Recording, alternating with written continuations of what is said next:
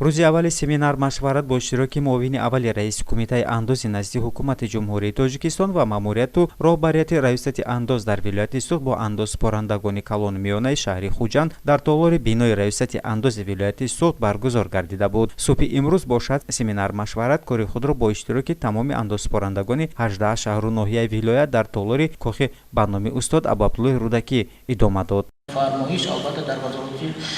молияи адлия албатта ба қайд гирифта мешавад.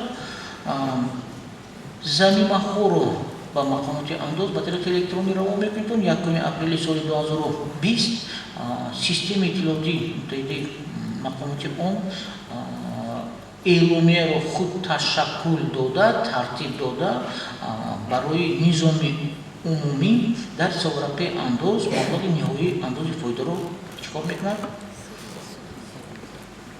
Бевушта дарҷ менамояд. дар семинар машварат ба ҷамъомадагон доир ба фармоиши рақами 565 аз 27 декабри соли 2019 дар бораи тартиби ба мақомоти андоз ба таври автоматик қабул намудани эъломияи андоз аз фоида бо мақсади арзури натиҷаи фаъолияти молиявии андозпорандагон дар соли 2019 ва давраҳои минбаъда ба таври автоматик таҳия намудани эъломияи андоз аз фоида, инчунин сари вақт ба мақомоти андоз пешниҳод намудани эъломияи мазкур маълумото пешниҳод шуд. дар сурати аз ҷониби шахсони ҳуқуқӣ ки дар низоми умумӣ махсус ва имтиёзноки андозбандӣ фаъолият менамоянд, пешниҳод нагардидани замимаҳои алоҳида ки бо ҳамин фармоиш тасдиқ карда шудаанд аз ҷониби кумитаи андоз дар асоси маълумотҳои дар системаи муттаҳидаи иттилоотии идоракунии андозҳо ҷой дошта, эъломияи андоз аз фоида дар шакли электронӣ барои соли 2019 ва солҳои минбаъда ташаккул дода шуда, маблағи андоз аз фоида ва дар асоси он тибқи талаботи кодекси андози ҷумҳурии Тоҷикистон дар варақаи ҳисоббароbarкунии андозкунандагон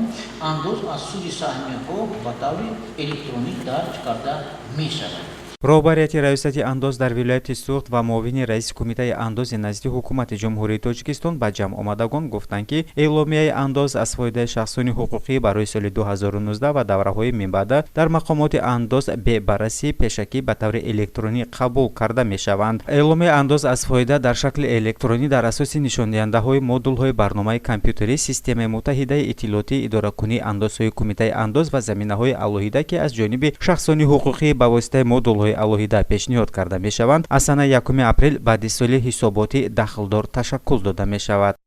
мо дар асоси маълумотҳои ҷой дошта дар системаи иттилоотии андози худ бевосита эъломияи андози фоидаи шуморо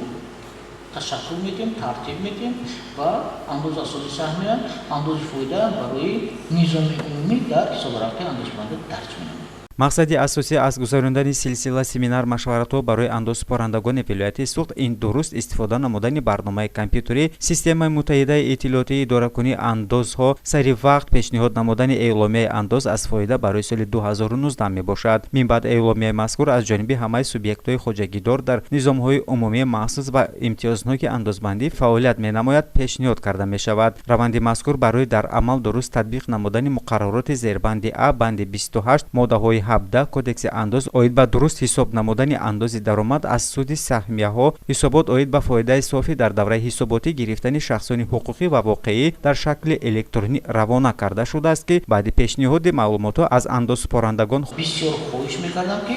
замима ва эъломияи андози фоидае ки тибқи фармоиши мазкур ба шумо имрӯз муаррифӣ карда мешавад, онро тартиб, ташаккул дода маълумотҳои лозимаро ба мақомоти андоз ба тариқи электронӣ равон намудан лозим аст. баъди машварату пешниҳоди маълумотҳо андозпорандагон дар монитор ба таври слайди наворҳоро бо забони давлатӣ ва русӣ тамошо карда маълумоти бештар гирифтанд. дар анҷом андозпорандагон доир ба мушкилии фаъолият ва ба саволҳои худ посух гирифтанд. гузориши Қудратло Раматлоев, Нодири Насимзод, Паёми рӯз.